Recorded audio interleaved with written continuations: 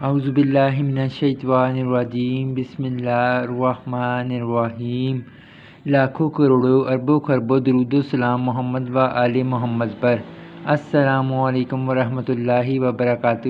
معزز ناظرین و سامعین، آج کا ولاگ شروع کرنے سے پہلے آپ سے پرزور ریکویسٹ ہے برائے مہربانی ویڈیو کو لائک شیئر اور چینل کو سبسکرائب کر دیں۔ بہت بہت شکریہ۔ گوسفند بکریاں یعنی بکریاں حضور سید عالم صلی اللہ علیہ وآلہ وسلم کی 7 بکریاں دودھ دینے والی تھیں، جن کو حضرت ام ایمن رضی اللہ تعالیٰ عنہا چلاتی تھیں۔ ان کا دودھ لے کر بارگاہ عالیہ میں حاضر ہوتیں۔ تنویر الظہار میں ہے کہ آپ صلی اللہ علیہ وسلم کی ایک مخصوص بکری تھی جس کا دودھ آپ نوش فرمایا کرتے تھے۔ سبحان اللہ۔ خچر حضور نبی کریم صلی اللہ علیہ وسلم کے خچر متعدد تھے، ان میں سے ایک کا نام دلدل تھا۔ اسے شاہ اسکندر مقوقس نے ام المومنین حضرت ماریہ قبطیہ رضی اللہ تعالیٰ عنہا کے ساتھ ہدیۃً بھیجا تھا۔ حضرت ابن عباس رضی اللہ تعالیٰ عنہ فرماتے ہیں کہ جب دلدل بارگاہ رسالت مآب میں پیش کیا گیا تو حضور صلی اللہ علیہ وآلہ وسلم نے مجھے فرمایا کہ حضرت ام سلمہ رضی اللہ تعالیٰ عنہ کے پاس سے کچھ مقدار میں اون اور کھجور کے چھلکے لاؤ۔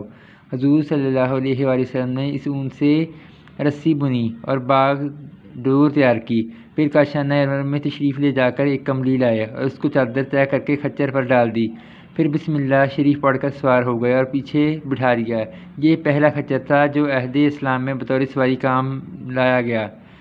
حضور سرور کائنات صلی اللہ علیہ وآلہ وسلم کے بعد اس پر حضرت علی المرتضیٰ رضی اللہ عنہ نے سواری فرمائی۔ اس کے بعد حضرت امام حسن رضی اللہ عنہ اس پر سوار ہوئے۔ تنویر الظہار کے مطابق حضرت عثمان غنی رضی اللہ تعالیٰ عنہ نے بھی اس پر سواری فرمائی، پھر حضرت علی مرتضیٰ رضی اللہ عنہ نے بھی اس پر سوار ہو کر خارجیوں سے جنگ کی۔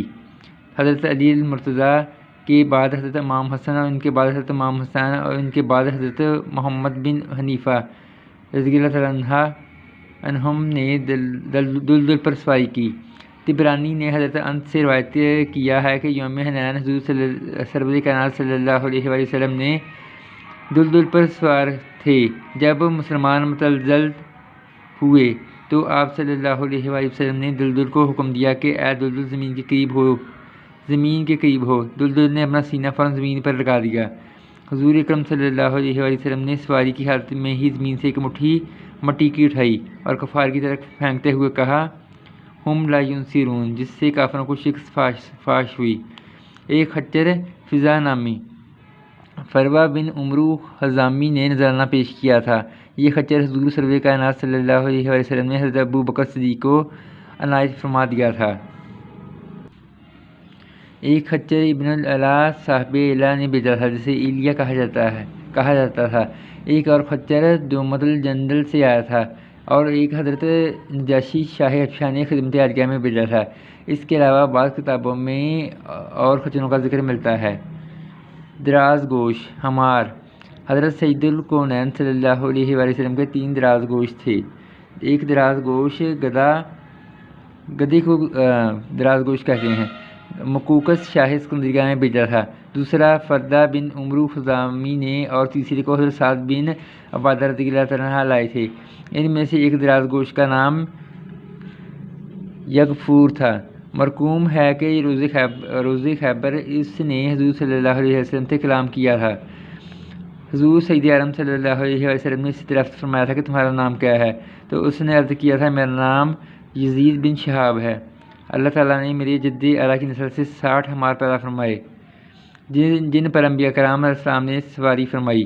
مجھے امید ہے کہ رسول اللہ صلی اللہ علیہ وسلم نے مجھ پر سواری فرمائیں گے، کیونکہ میرے جد کی نسل سے میرے علاوہ اب کوئی حمار باقی نہیں رہا، اور انبیاء کرام علیہ السلام میں بجز آپ صلی اللہ علیہ وسلم کے کوئی نبی باقی نہیں ہے۔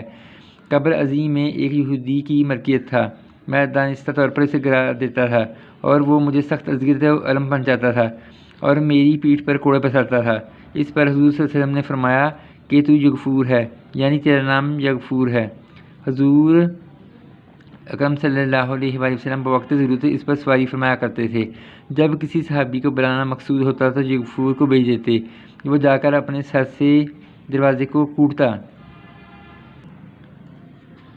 مال کے مکان باہر آتا تو یغفور سر سے اشارہ کر دیتا، جسے مطلوبہ صحابی سمجھ جاتے کہ مجھے بارگاہ نبوت میں طلب فرمایا جا رہا ہے، چنانچہ وہ خدمت فیض درجت میں حاضر ہو جاتے۔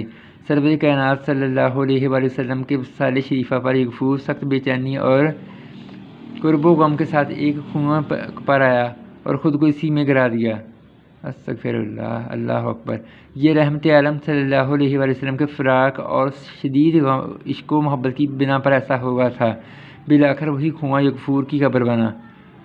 اللہ اللہ، ایک جانور کے دل میں سرکار دو عالم صلی اللہ علیہ وآلہ وسلم کی کتنی محبت تھی، اور کتنے خوش بخت ہیں وہ انسان کے جن کے دل میں حب مصطفیٰ صلی اللہ علیہ وآلہ وسلم ہو۔ اللہم صلی علی سیدنا محمد وعلی آل سیدنا محمد۔